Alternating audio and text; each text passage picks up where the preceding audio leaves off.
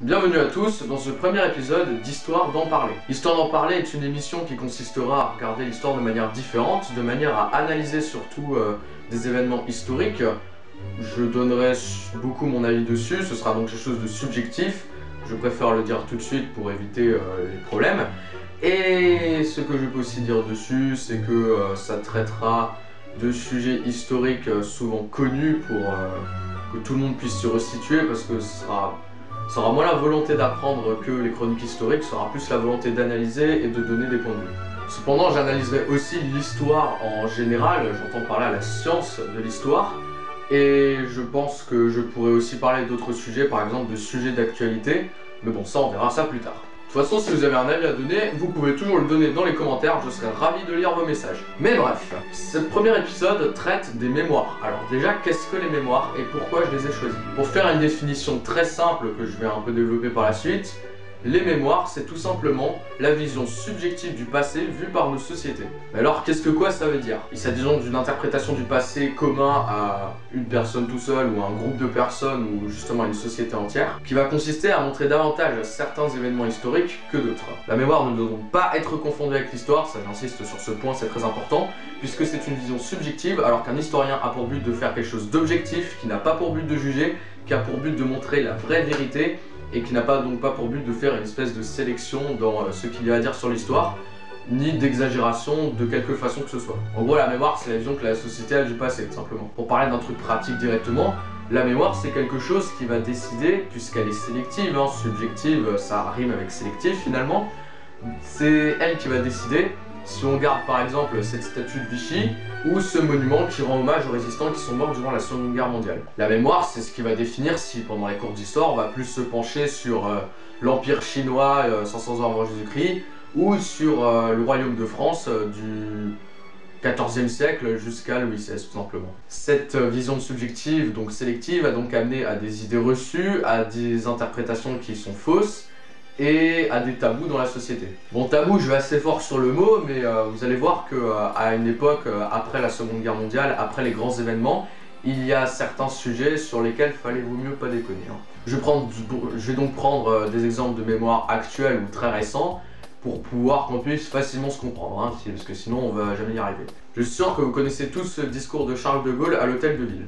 Paris, Paris outragé, Paris brisé, Paris martyrisé, mais Paris libéré, libéré par lui-même, libéré par son peuple avec le concours des armées de la France, avec l'appui et le concours de la France tout entière, c'est-à-dire de la France qui se bat, c'est-à-dire de la seule France, de la vraie France, de la France éternelle. Dans cette vision des choses, on peut dire que la France, ou plus précisément Paris, a été libérée par une insurrection générale de la population et aidée de toutes les divisions françaises possibles qui sont venues à la rescousse de Paris et qui ont libéré à elles seules la patrie et la ville. Mais cependant, les résistants n'ont pas été nombreux pendant la guerre, ils ont été 400 000, ce qui représentait à peu près 2% de la population de l'époque, ce qui n'est pas grand chose, il faut se le dire. Et si les troupes du général Leclerc ont effectivement grandement aidé à la libération de Paris, il n'a pas du tout parlé, comme vous pouvez le voir, notre cher ami Charles de Gaulle, de tous les alliés qui ont aidé au débarquement et même à prendre Paris. Il n'y a pas eu que des Français pour libérer la ville. Il ne fait ni allusion aux Américains ni aux Anglais, ce qui est quand même une grosse erreur historique. Ce n'est pas une erreur politique, vous allez voir pourquoi. Ceci souligne un point important, la mémoire n'est pas vraiment totalement juste.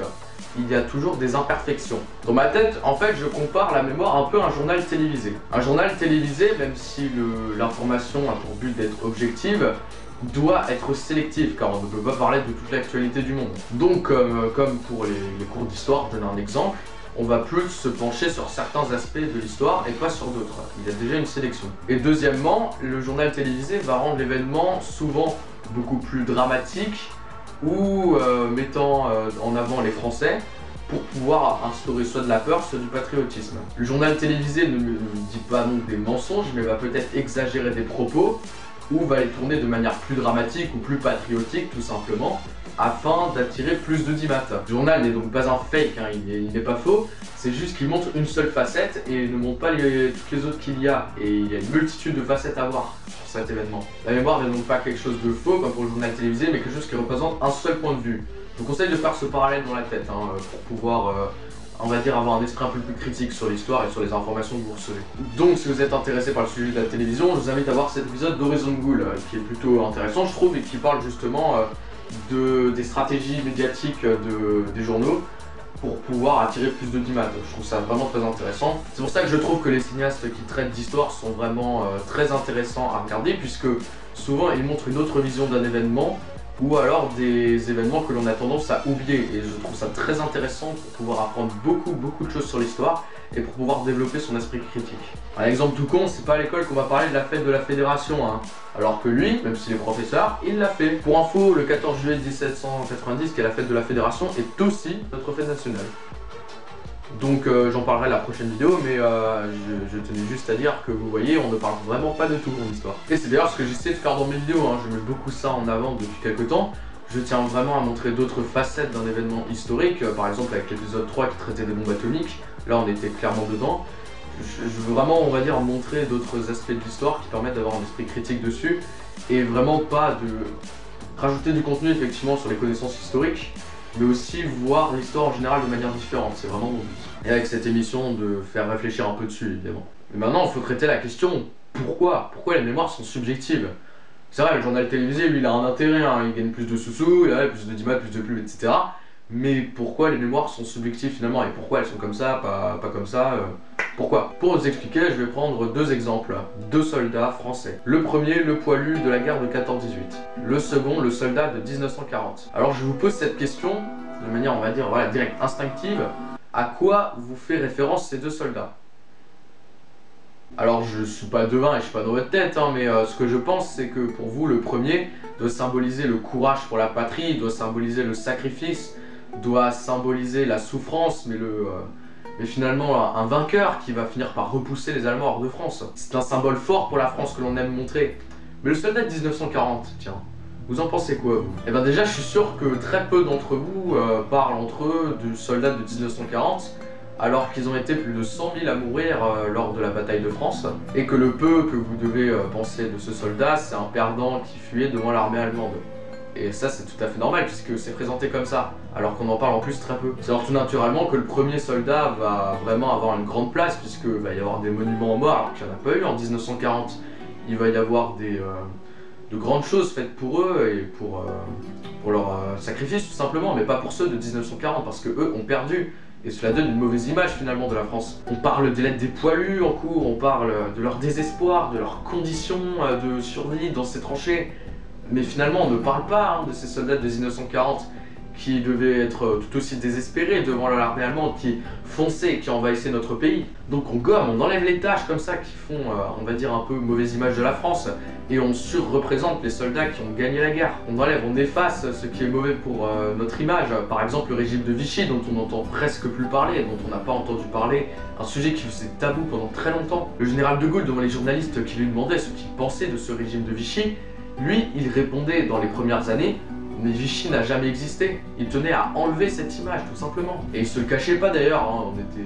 À l'époque, il y avait beaucoup de gens qui voulaient l'enlever, cette image. Et on exagère, on surreprésente chaque élément du passé qui nous met en valeur. On peut parler du mythe résistentialiste, par exemple. Les résistants ont été très peu nombreux, et pourtant, l'image qu'on a de la France, c'est une France qui résistait à un temps, hein. C'est-à-dire, durant les premières années, on faisait genre tout le monde avait résisté face à l'envahisseur pour maintenir une cohésion nationale. Donc le régime de Vichy, qui on va dire était la vraie France à l'époque, hein, on lui a dit au revoir et on te remplace par De Gaulle, qui lui incarnait la résistance, qui était pourtant minoritaire parmi les Français, pour pouvoir donner une meilleure image de la France. Car il faut pas oublier que c'est le passé qui fait ce que nous sommes aujourd'hui. C'est pour ça que, comme dans la vie de tous les jours, dans notre vie personnelle, de famille, de ville, de région, tout ça, on cherche à montrer la meilleure facette, ce qui est tout à fait humain, tout à fait normal. Surtout que cela a un véritable intérêt. Désolé pour tous ces faux raccords qui doivent être dispersés un peu partout dans ma chambre, la batterie a eu un petit souci. J'en étais où? Ce mythe résistentialiste a donc permis à la France de passer du côté des vainqueurs et de ne pas passer comme un régime collaborateur comme en Italie par exemple, avec le régime hitlérien, et donc de nous donner une certaine notoriété internationale. Et donc par exemple, je donne un exemple entre autres, d'avoir un droit de veto à l'ONU. Oui, tout ça, ça a été permis grâce à ça et ça a permis qu'on reste une grande puissance, tout simplement. Mais finalement, je pense que la mémoire, c'est pas un espèce de complot ou quelque chose comme ça, c'est quelque chose qui arrange la grande majorité des gens, c'est quelque chose, c'est une vision qui nous satisfait tous.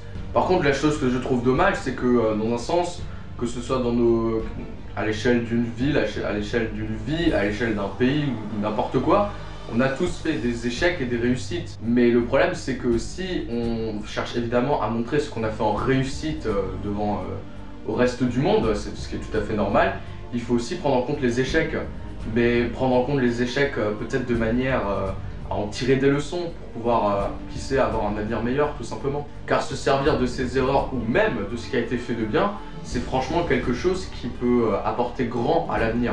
J'aimerais vous parler d'une chose en particulier qui m'a beaucoup touché ces temps-ci, à savoir les migrants. Alors on est beaucoup en mode oui, les migrants ils cherchent pas forcément de travail, surtout la sécurité. Oui, les migrants, mais on est en situation économique très difficile. Et certains vont jusqu'à dire qu'ils piquent nos emplois alors que finalement ils vont surtout faire ce que nous on veut pas. Mais ce que je tiens à préciser, c'est que durant l'histoire et l'histoire proche, nous avons accueilli énormément de gens. On a accueilli les Espagnols qui fuyaient la guerre d'Espagne.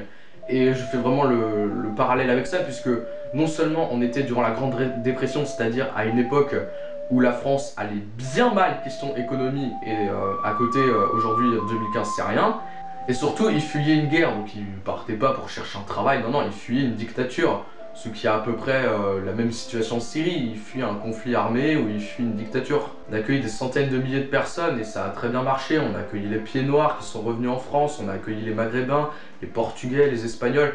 On a accueilli tellement de gens que je me dis que nous pouvons encore très bien accueillir les Syriens, le temps de pouvoir résoudre la situation de leur pays.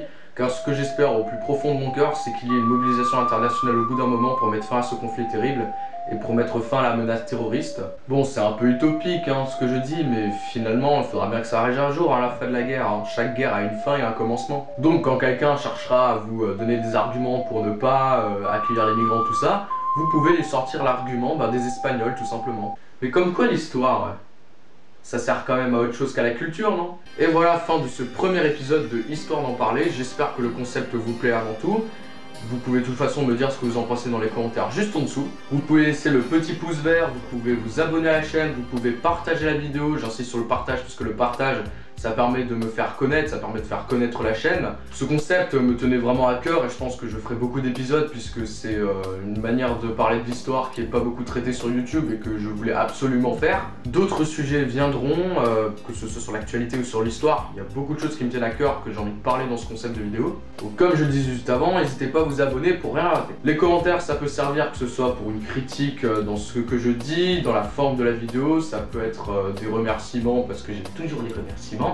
Ou alors ça peut tout simplement être une proposition de sujet ou d'argument tout simplement, histoire d'en parler. En attendant, c'était Tanguy pour la chaîne des Chroniques Historiques. Bonne soirée, salut!